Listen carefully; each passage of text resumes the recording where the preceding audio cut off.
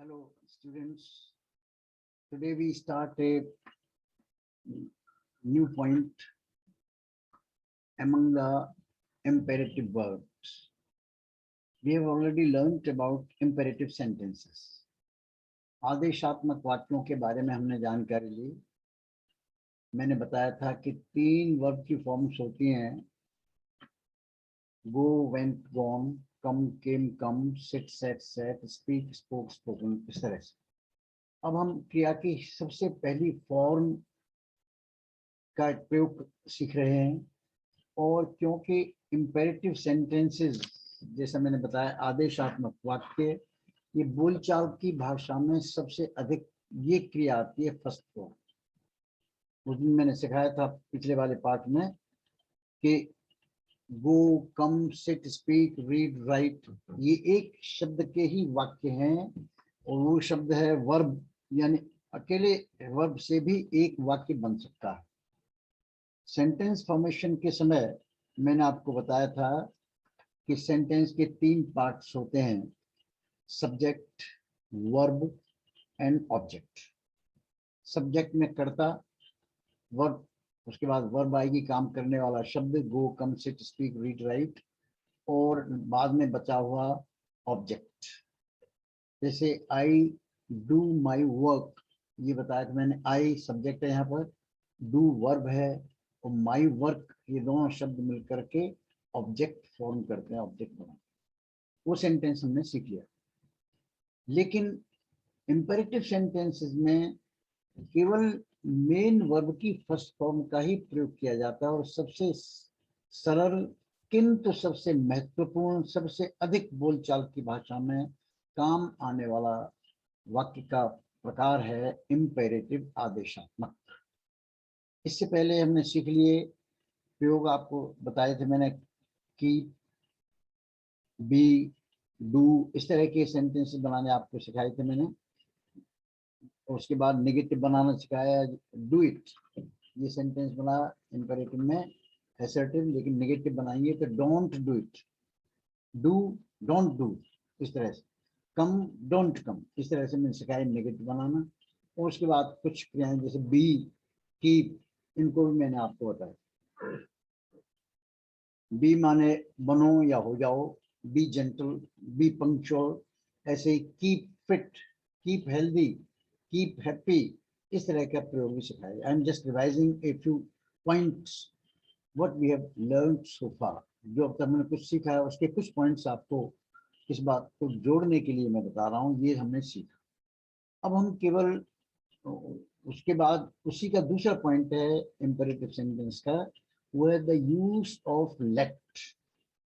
ये आप अपने इस पर देख रहे हैं स्क्रीन पर, ये LET, लेट माने होने देना। It is, I am using it as a special verb. ये कई तरह से प्रयोग की जाती है। लेट माने होने देना। लेट अंग्रेजी में ऐसी क्रिया है जो न तो पूर्ण रूपेण मुख्य क्रिया है, ये फंक्शनल वर्ब भी नहीं है। जैसे गो माने, आप पता लग जाएगा जाओ, तो अगर आप कहेंगे लेट, खाली लेट बोलने से कोई काम नहीं चलेगा, अर्थात this is not a functional verb, ये काम करने वाली क्रिया नहीं है, इसलिए इसको हमें विशेष रूप से सीखना पड़ रहा है। कम, आओ, ये वाक्य पूरा हो गया, लेकिन लेट बोल देंगे लेट, तो ये इट मेक्स नो मीनिंग, इस तरह से, इसलिए इसको जानना जरूरी है। अर्थात जिसे हम अकेला कभी प्रयोग नहीं कर सकते हैं, ये ऐसी क्रिया है। और नहीं यह पूर्ण रूपेण सहायक क्रिया, यानी ऑक्सिलरी वर्ब सिखाई थी मैंने आपको। 3 ऑक्सिलरी वर्ब्स हैं, बी, डू, हैव, उनका मैं आपको प्रयोग बता दिया था। वो उस तरह की क्रिया भी नहीं है। एक ऐसी क्रिया है ये जिसे केवल अन्य क्रिया के साथ ही प्रयोग किया जा सकता है। इसके तीनों रूप एक समान है, लेट, लेट, लेट, यानी तीनों टेंसेस, जो 3 फॉर्म्स होती हैं वर्ब की, इनकी तीनों वही होती है, जैसे put, put, put, cut, cut, cut, इस तरह की होते। ऐसी लेट भी उसी तरह की क्रिया है, लेट, लेट, लेट। लेकिन इसको यूज अलग ढंग से करेंगे। क्या है इसका पैटर्न? पहला सिंपल है, subject let and object main verb की फर्स्ट फॉर्म, किसी को कोई काम करने देना, उस अर्थ में इसका पैटर्न आपको बताया। जैसे मैं उसे पढ़ने देता हूँ, ये जो सेंटेंस है हिंदी का, मैं उसे पढ़ने देता हूँ, तो इसका सेंटेंस क्या बन जाएगा, आई लेट हिम रीड, ये सेंटेंस इसका हो जाएगा। तो यहाँ पर इसको मेन वर्ब की तरह ही यूज कर रहे हैं, हालांकि इसका फंक्शनल वर्ब का फॉर्म नहीं है। अब मेन वर्ब तो रीड है, ये जो लास्ट में जो आ रही है ये रीड है, लेकिन उसके पहले आप बताया था जैसे ये अकेली क्रिया नहीं है तो उसके साथ मेन वर्ब आएगी, आई लेट हिम रीड, मैं उसको जाने देता हूँ, आई लेट हिम गो, मैं आपको बोलने देता हूँ, आई लेट यू स्पीक। इस तरह के सेंटेंसेस बन जाते हैं। वह मुझे अंदर आने देता है, जैसे ये सेंटेंस है, वह मुझे आने देता है, तो यहाँ पर लेट में चेंज आएगा, सिंगुलर होने की वजह से, प्रेजेंट इंडेफिनिट होने की वजह से लेट का लेट्स हो जाएगा, ही लेट्स मी कम इन, वह मुझे अंदर आने देता। ऐसे और ये दो तीन sentence, they let our children play in the garden, ये अभी मैंने आपको बताया इसके तीन फॉर्म की, लेट लेट लेट, तो इसलिए पास्ट टेंस में भी इसका यही फॉर्म रहेगा, मैंने उसको जाने दिया, I let him go, they let our children play in the garden, एक इसके दोनों वाक्य सही हैं कि वे हमारे बच्चों को अपने बगीचे में खेलने देते हैं, या उन्होंने हमारे बच्चों को अपने बगीचे में खेलने दिया, ये दोनों सेंटेंस इसके बन सकते हैं। और उसने मुझे आने नहीं दिया, ये पास्ट टेंस में है, तो he did not let me come, उसने मुझे नहीं आने, इस तरह से इसका प्रयोग हो जाता है लेट। तो इस तरह से कुछ sentence, she does not let us speak, वह हमको बोलने नहीं देती है, हम तुम्हें वहां नहीं जाने देंगे, we shall not let you go there, इस तरह से इनके बनाए। और इस मुख्य क्रिया की तरह इसको इंपेरेटिव वाक्य बनाने में काम में ले सकते हैं। अब कैसे, जैसे आपको कहा था go come sit speak read write, इस तरह के सेंटेंस बन जाएंगे इसमें, लेकिन इसके साथ मेन वर्ब लाना पड़ेगा। जैसे मुझे, अब मुझे जाने दो, ये सेंटेंस जैसे हिंदी का है, मुझे अब जाने दो, इंग्लिश में क्या कहेंगे इसके लिए, पहले लेट को रखेंगे, लेट मी गो नाउ, इस तरह से। तो लेट माने होने देना, और गो है मेन वर्ब, तो जाने देना लेट गो, लेकिन इसमें ऑब्जेक्ट आपको साथ में लगाना पड़ेगा, let me go, let him come, let her study, इस तरह से ये लेट के बाद आपको सब्जेक्ट जो काम करने वाले व्यक्ति है उसको लगाना पड़ेगा, और उसके बाद मेन वर्ब की फर्स्ट फॉर्म लगेगी। ऐसे ही देखिए, उसे यानी स्त्री को अपनी बात कहने दो, let her tell about herself, इसका ये वाक्य बन जाएगा। चलो अब आराम कर लें, लेट अस, ये बहुत आप सुनते होंगे, लेट अस माने चलो चलें, लेट अस गो, ऐसी लेट अस टेक, चलो लें, रेस्ट माने आराम, अब नाउ माने चलो अब हम आराम कर लें, आराम ले लें, इस तरह से let us take rest now, इस तरह से इनको हम यूज करते हैं लेट को। Please let them see this match, कृपया उन्हें यह मैच देखने दें। अब क्या इसमें सिखाया गया है कि लेट से पहले आप पोलाइटनेस क्रिएट करने के लिए प्लीज या काइंडली वर्ड लगा सकते हैं। प्लीज लेट, ये प्लीज, ये जैसे please go, please come, please speak, please right, please do this, इस तरह से, इसी तरह से लेट के आगे भी प्लीज लगा करके वाक्य बना सकते हैं। Please let them see this match, मेहरबानी करके उनको यह मैच देखने दो। इस तरह से आपने कुछ बातें सीखी, लेट माने होने देना, बार बार दिमाग में ये देख लें कि लेट अकेला कभी भी नहीं आएगा, इसके साथ दूसरी मेन वर्ब आएगी जो काम करने वाली क्रिया है। इस नोट है इसमें, ऊपर वाले वाक्यों में लेट को मेन वर्ब की तरह प्रयोग किया गया है, किंतु निगेटिव वाक्य बनाने के लिए अकेला नोट को भी प्रयोग किया जा सकता है। जैसे ये लेट प्लस सब्जेक्ट या ऑब्जेक्ट, उसके बाद में and then not, not and main verb की फर्स्ट फॉर्म ऑब्जेक्ट। कैसे, उसे ऐसा व्यवहार मत करने दो, let him not behave like this, ये सेंटेंस बन जाएगा इसका। इसी तरह हमें मूर्ख मत बनने दो, let us not be foolish, ये सेंटेंस। इस तरह से let them not waste their time, उन्हें अपना समय मत गंवाने दो, लेट को नेगेटिव में अलग से हेल्पिंग वर्ब लगाने की जरूरत नहीं, इसके बाद डायरेक्ट आप यूज करते हैं। नहीं तो और मेन वर्ब में हमेशा नेगेटिव बनाने के लिए आपको सिखाया कि नॉट के साथ आपको उस टेंस की helping verb B do have में से एक लगानी पड़ेगी, लेकिन लेट के साथ की जरूरत। जैसे पहले में कैसे नहीं, you go there, you not go there नहीं कह सकते, नॉट के साथ आपको प्रेजेंट टेंस होने के नाते डू लगाना पड़ेगा। You do not go there, तुम वहां मत जाइए, इस तरह से इसका यूज। अब इसको नेगेटिव बनाने के लिए आगे भी रख सकते हैं, डोंट लेट हिम गो, उसको मत जाने दो, आवारा पशुओं को इस खेत में मत चरने दो।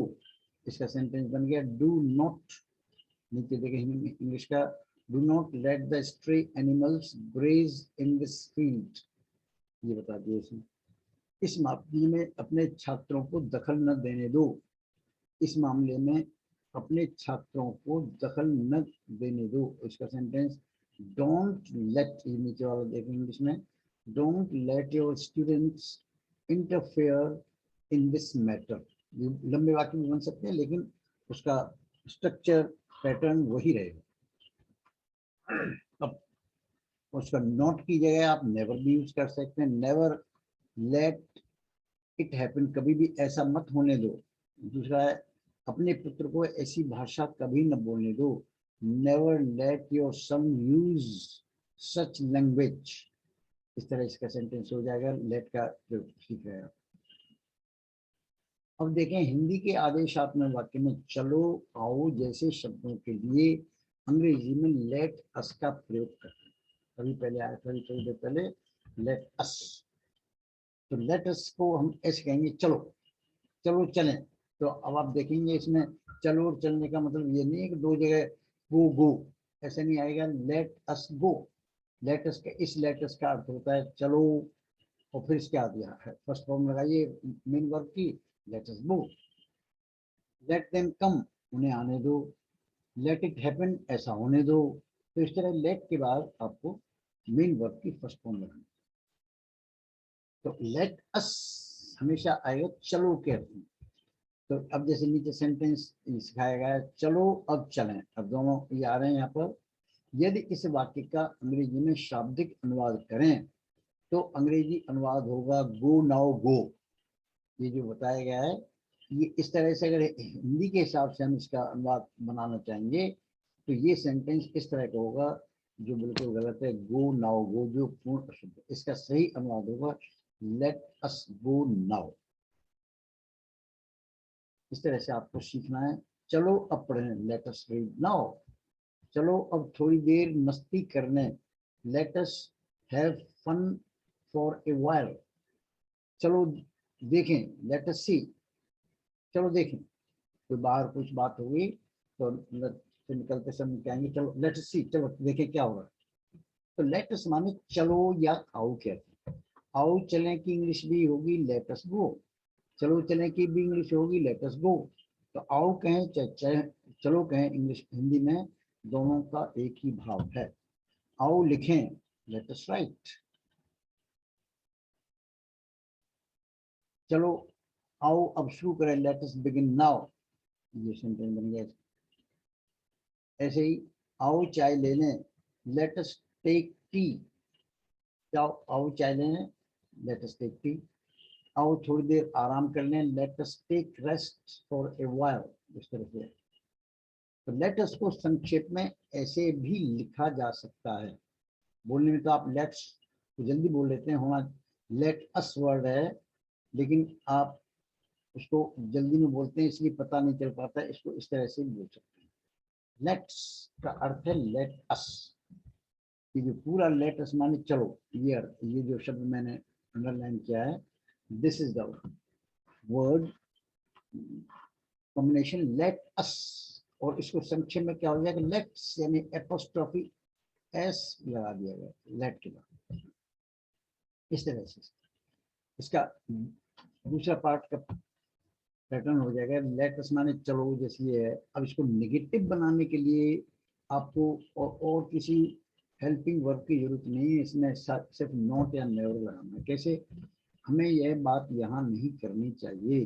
Let us not discuss it here, let us never forget this fact. हमको इस तथ्य को कभी नहीं भूलना चाहिए। हमें दूसरों को निराश नहीं करना चाहिए। चाहिए के सेंस में भी आता है, late us not discourage others, दूसरों को हमें निराश नहीं करना चाहिए। चाहिए का सेंस भी इसमें होता है। इस तरह से आपने लेट का संक्षेप में ये जानकारी ली। लेट को मेन वर्ब की तरह भी यूज कर सकते हैं। इसका हिंदी में अर्थ होता है चलो या करने दो। इस तरह से लेट अस तो चलो का अर्थ हो गया, और करने दो में लेट के साथ आपको लगाना पड़ेगा। उसे आने दो, लेट हिम कम। मुझे पढ़ने दो, लेट मी रीड। चलो हमें सुनने दो, लेट अस लिसन। इस तरह से इसका प्रयोग होता है। I have discussed about let in this part. Thank you.